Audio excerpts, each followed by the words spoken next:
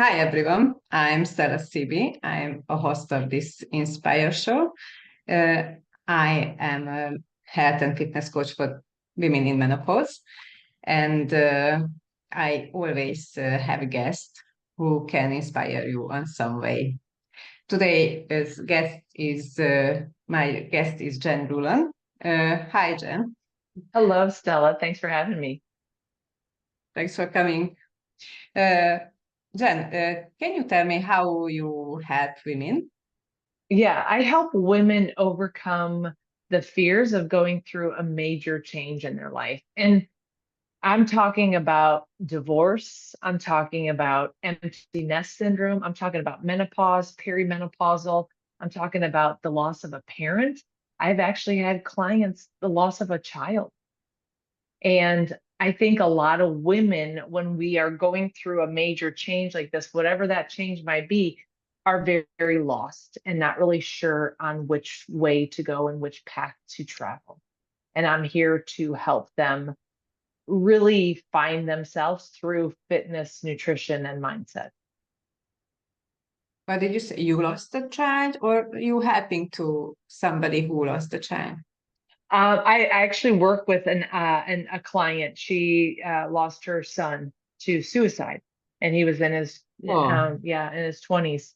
And so yeah, and I mean I've had four miscarriages myself, so I guess I have lost a child, and a lot of therapy during that time for myself. But I've realized that I wasn't supposed to have children, and that's okay.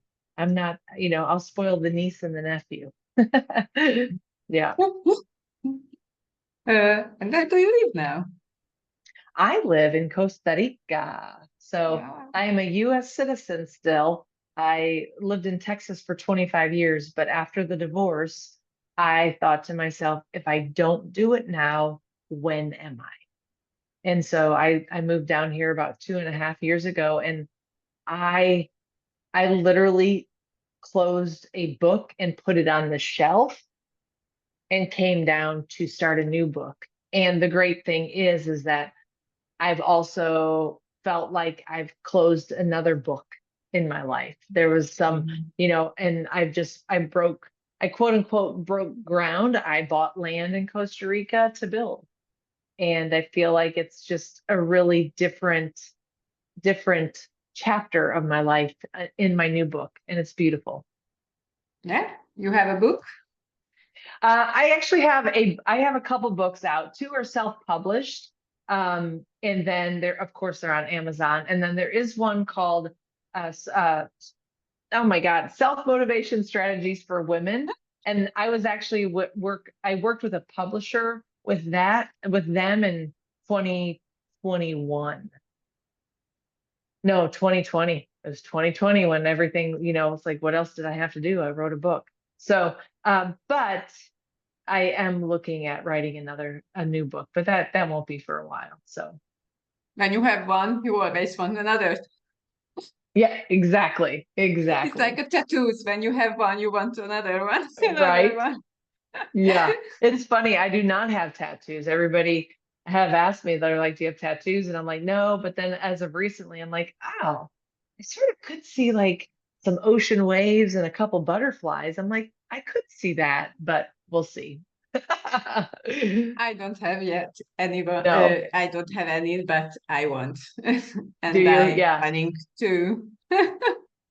Yeah. So because I have two daughters and I want three dragons to have here. Ah, oh my, I It's could like we totally we are see that. together, strong Yeah. together, you know. Oh, I love that. That's fantastic. I love that. Um, and when you decided to go to Costa Rica, I think you need courage for that. 100%. A lot of courage. I had so many people asking me so many questions that at one point I stopped sharing on what I was doing because I had all these, I wouldn't say naysayers, but worry, like, well, some naysayers, yes, but some people thought I was running away from a marriage. Some people thought I was running away from Texas. Some people thought, you know, all these things. And that was their vision and that's what they thought. But they don't live in my body. They don't live in my brain. And what I recognize for myself is that I wasn't running away from a marriage. I was running back to the girl I've always wanted to be. And it was that girl that, which, which is just a very free girl. Like, of course I have responsibilities. I have a job, I have bills to pay, but I am very free when I'm on my surfboard or when I go to the gym or when I spend, 3, 4 hours with my boyfriend and his son. Like it's just a very freeing moment for me. And I'm an ocean girl. I've always been around water. And then in 2021 is when I realized I didn't have the water element around me. And it worried me because I was being in San Antonio, Texas, I didn't have the water. And it made me realize that how much I missed that water element. And I realized after the separation and then after the divorce, I'm like, well, where do I want to go? Hawaii, California, or Costa Rica? It was Costa Rica. So And do yeah. you like that? Oh, I love it. It's interesting though. I'll do a lot of TikTok lives with people, and I get a lot of questions about living down here in Costa Rica. It is definitely not the cheapest country in Central America. It's expensive, and Yeah. being a woman in menopause, the fitness, wellness, it's crazy how much money I spend on Greek yogurt. It's one of the best, like little things like that. It's like you take advantage of the simplicity that you do in the States when you can just walk into a store, grab that Greek yogurt that you always grab. But sometimes I go into the store, I'm like, oh, I don't have my Greek yogurt because it's like they've ran out, or there's Oh, not fresh fruits or vegetables because the fruit truck didn't come by that day, you know? So mhm. yeah, It's some challenges, yeah. yes, 100% some challenges, but for the most part, if I can get myself to the beach at least an hour a day, meditating, going for a walk, riding my beach cruiser, riding my surfboard, I'm a happy camper. Yeah. Yeah. Um, so how do you help women navigating through changes? Good question. I always tell my clients this, and you might be the same way, Stella, but I swear nutrition and fitness kept me together. It was the glue that kept the broken heart together. Like, and I'll be very transparent. I was the one that asked for the divorce. But he was, in my mind, he was my forever person, right? Still heartbroken, still hurt like heck. But I knew that I could go to the gym at 10:30 with my girls, work out 10:30 to 11:30 and and and shut off the mind. I knew that if I was going to track my macros, my carbohydrates, my fats, and my proteins, or if I was going to do intermittent fasting at that point, just depends on where I was at. Um, it kept me together because it was something that I could control physically, mentally, emotionally, because there was a lot of broken pieces on my body. But I'm telling you, fitness and nutrition has helped me keep myself together along with journaling and writing. I have books everywhere that I still have books in my storage unit in Texas that I've written and just going through some of the darkest times. It's been very helpful. Yes. Yes, really, when I started my journey, just because my marriage wasn't in a good Hmm. situation. And I felt broken also, and I I gained weight, and Hmm. I didn't feel good about myself, and I hated to look to the mirror because who is that woman? I Hmm. thought. I had belly fat and everywhere little, and when I started my journey, when I really knew what to do, Hmm. because at the Hmm. beginning I didn't know, then it was really a very good feeling, but because I Yeah. could fight with everything else, because I knew I'm stronger, I can do it, and Hmm. I can do diet and workouts and Hmm. stress management and Yes. meditations and Hmm. journaling and everything. So it's really, really helping. I know. Yeah. And I think, and one thing that I should share too is that during some of the hardest times in my marriage, I remember going to sleep with the pillow over my eyes, crying and saying thank you to God, universe, higher power, whatever your beliefs are. I remember just tears dropping and saying thank you for this opportunity. I don't know what I know what the past was, but right now I have a roof over my head and I'm forever grateful for that during this hard time.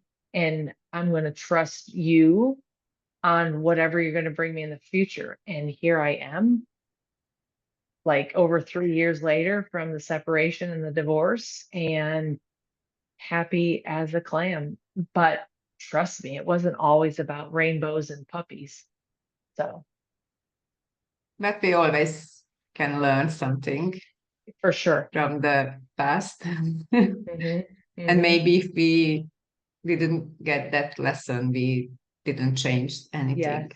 Yes. And it was interesting. It's funny you say that because like I noticed I was repeating a pattern at one point. I noticed something that I was doing like I did a few years ago or the last couple of years in my marriage. And then I started I started realizing I was doing the same thing with to some of my friends and stuff like that. I'm like, oh, that's no, you're repeating that pattern. That's not good. Like recognize that, notice that, and call yourself out instead of being in this vicious cycle of, oh, well, why is this always happening to me? No, guess what? You're the center person. Like you got to call yourself out, and sometimes that's not fun. Yes. Every day Yeah, it's a new day. We can right. start again everything or change something. Maybe just Yeah, a little steps, but we can go ahead and just do 100%. different things Yep, to break the agreed. cycle. Yeah. You have to break the cycle, and like having coaches and mentors and friends, and sometimes friends are like, oh, you're fine, this is good, but when you're a coach and you're a mentor, uh and you're the I gotta give it to you straight type of coach, like that's what people need. And I think um I I think that's what women need, and they need to be called out on things. And sometimes it's not hard. Like a girlfriend may not do that as well as a coach. And we got to do it with grace though too, like it's not, we got to be the cheerleader, but we also understand where you're coming from, but then we have to pull you out of that. Don't be a victim. Come on, come on. Let's go. We got this. Let's get to that other side. So Yes. Women usually, I know it's in menopause that till then they don't uh, prioritize themselves, correct. and just the family, the husband, the children, and everything, and Mhm. they don't have time for themselves. And I 100. think that's why we have to break that cycle, because we saw that from our mother, grandmother, that Yep. they are doing the same, and we Yeah. have to we can change that, because we are, for ourselves, has to be the most important thing, our Hmm. health. Because if we don't have health or mental health, then our family will won't feel that we are ourselves. For So sure. it's better if they, let's say my daughters had to learn that they are the most important for themselves, not Hmm. and their health and their mental health also, not anybody else, not even me, Mm-hmm. because it's Mm-hmm. their life and 100%. they Oh, have to nice know job, what is Mom. good for them. That's so, and that is so good as a mom to recognize that with your kids. Like that's beautiful because I see so many moms being like protective. It's like, no, like they're, they're 40, they're 50. Like, let us be adults. We have to make mistakes, just like we did when we touched our hand on the hot grill when we were kids. We had to learn that. So kudos to you, Stella. That's amazing. I try to change everything. My mother was a little different, so we were Okay. like friends, and Uh-huh.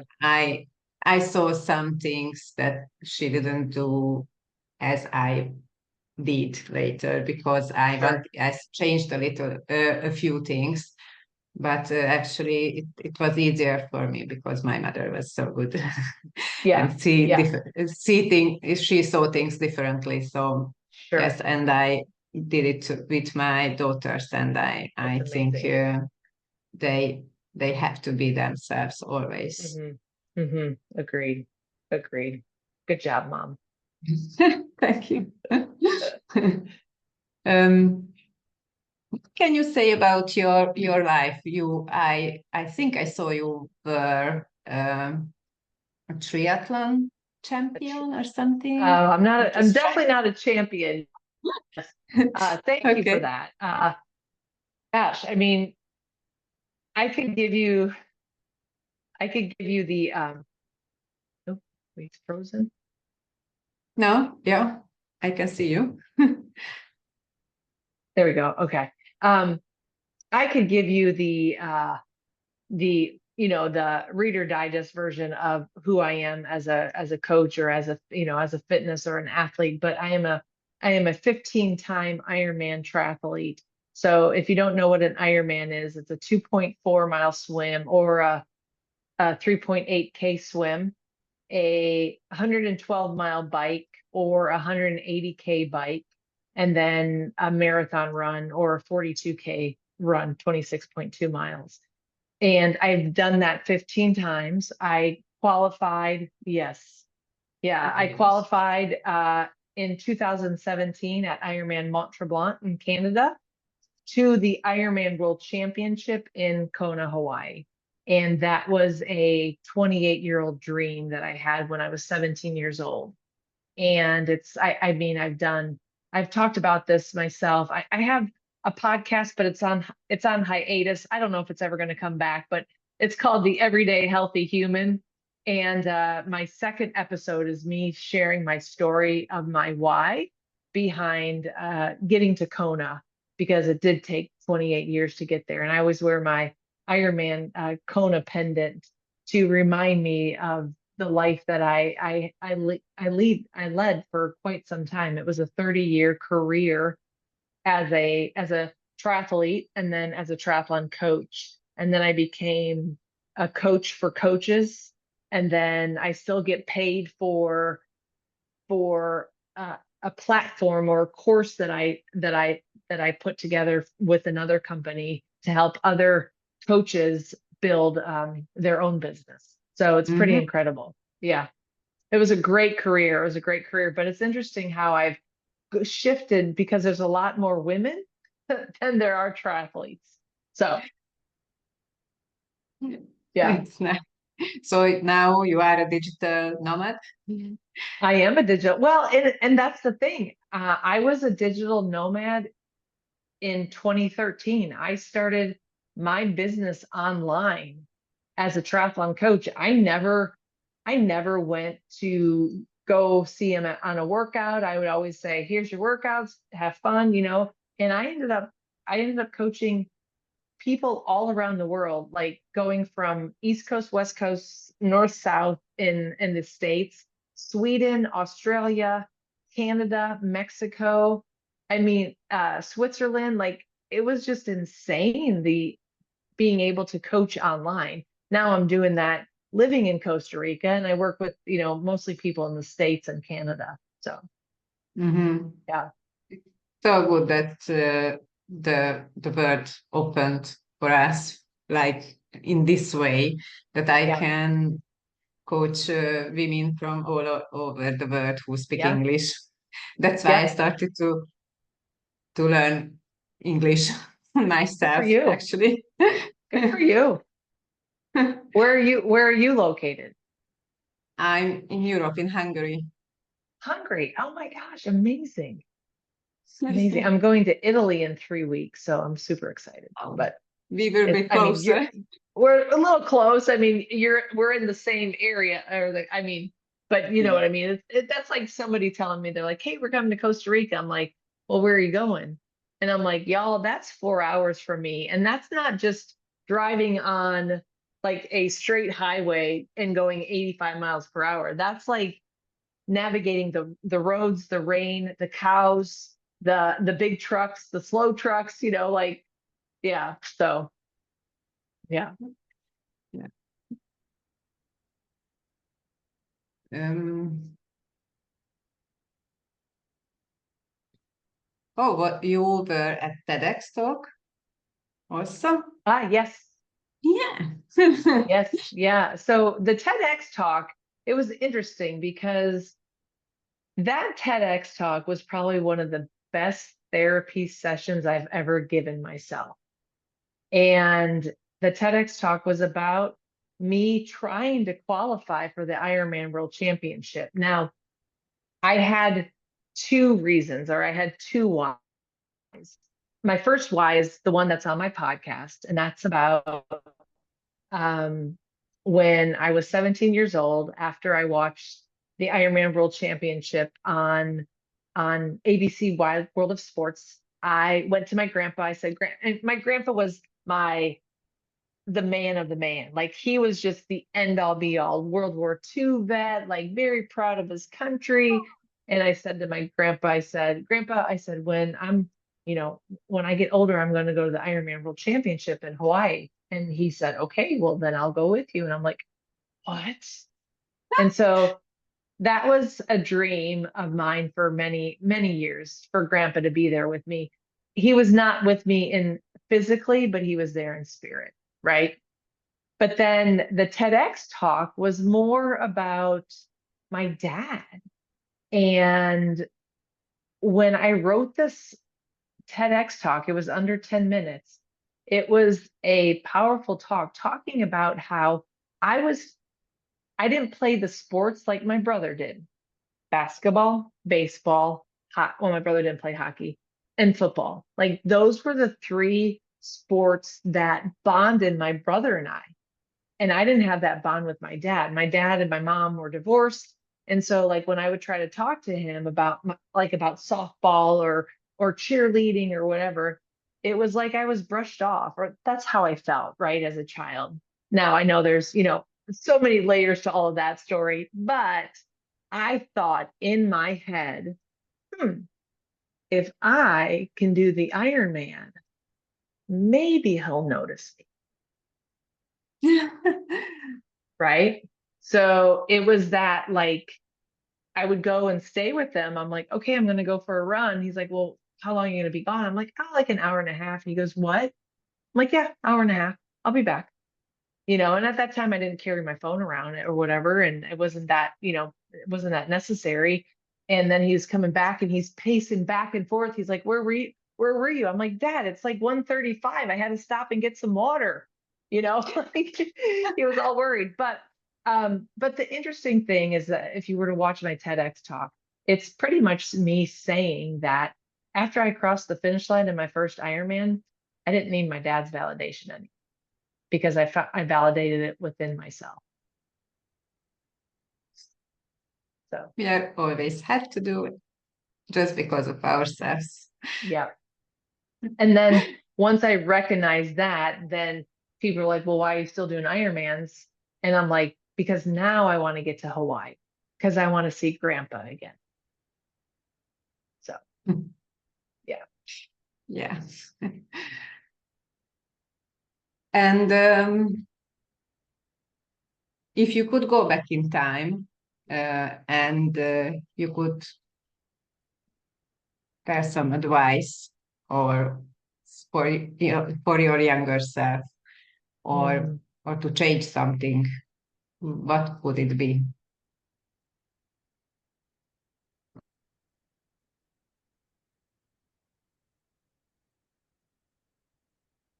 My first initial thought is you're going to be just fine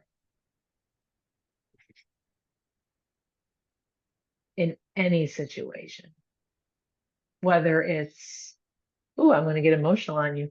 Um, whether it's my parents' divorce, whether it's my own divorce, whether it was my miscarriages, whether it was my um, meniscus tear, thinking I would never run again, and then I did, 11 Ironmans later, I ran, like no matter, and even just like, you're going to be okay. Like being that kid oh my gosh, walking into a brand new school in third grade. We went from Michigan to Wisconsin. My mom got remarried and took us to a totally different state. And here I walked in going, who are these people? Like, how am I going to make friends? And so I think I sort of see that little girl walking into third grade and just being like, you're gonna be okay. You're gonna be fine. Yeah. Mm.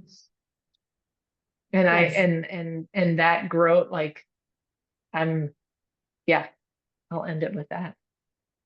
Mm. Yeah. And what would you um, what is your message to my listener for women? Mm. You're gonna be okay. Yes. No matter what, no matter what you're going through, you're gonna go into that cocoon. You're gonna be that caterpillar, like you're gonna be the caterpillar and you're gonna walk and you're gonna go up the tree, you're gonna flip over, you're gonna, fall, you're gonna be on your back and somebody's gonna flip you back over. You're gonna go up that tree to grab that food, to grab the plants. Then you're gonna start building into that cocoon. And then all of a sudden, within, weeks, a beautiful butterfly comes out. Now, our weeks might be a couple years, might be a few months, might be a few years, right? But you're going to be okay no matter what. Just we have to prioritize ourselves. 100%. Self love is not selfish. Yes, it's true. Mhm. Yeah. Yes. And what is the are there something what are you doing every day non-negotiable in your life? What is the most Oh, important? non-negotiable is my coffee. No, no.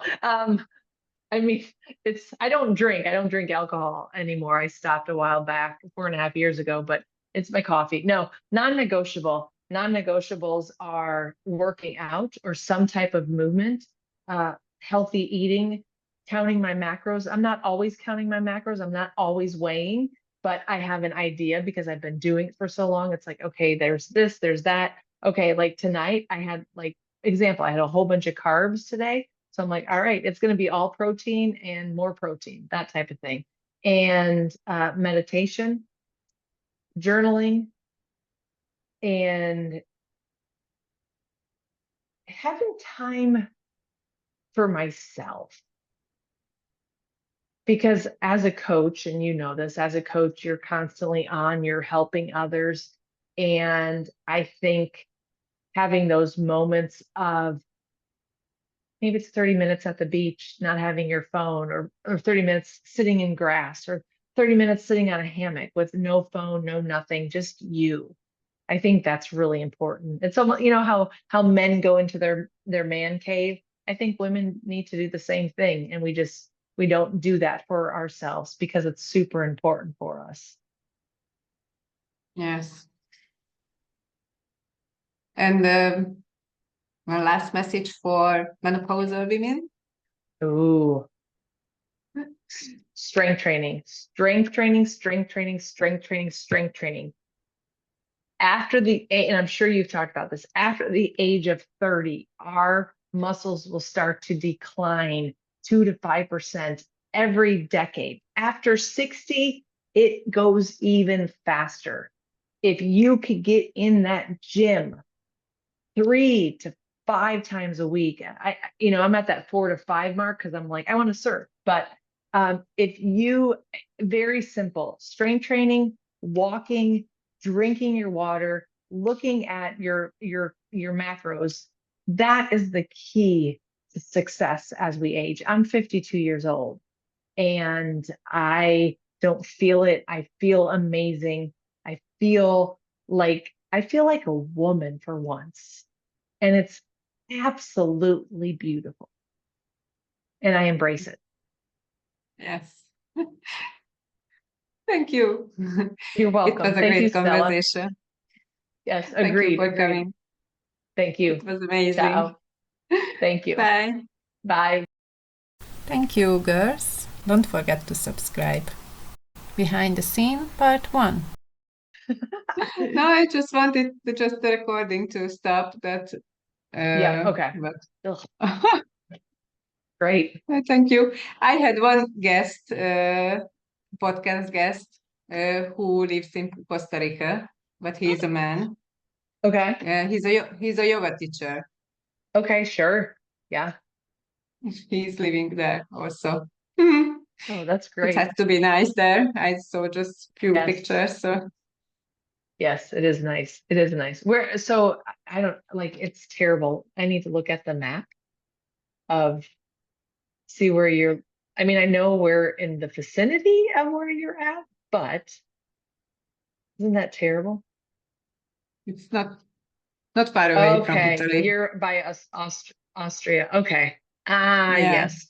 Serbia, Croatia. Okay, that makes sense. Yeah. yeah. Okay.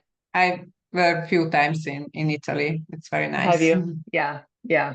I know after I said that, I'm like, oh, Jen, you said that thing that annoys you when people say, I'm coming to Costa Rica. It's like, I'm coming to Europe. Well, Europe's very big. Just like, people are coming to the States. Yes. Yeah. Yeah. It's big, but you forget how big it is until you actually get there. So, Yeah. yeah. Behind the Scene, Part 2.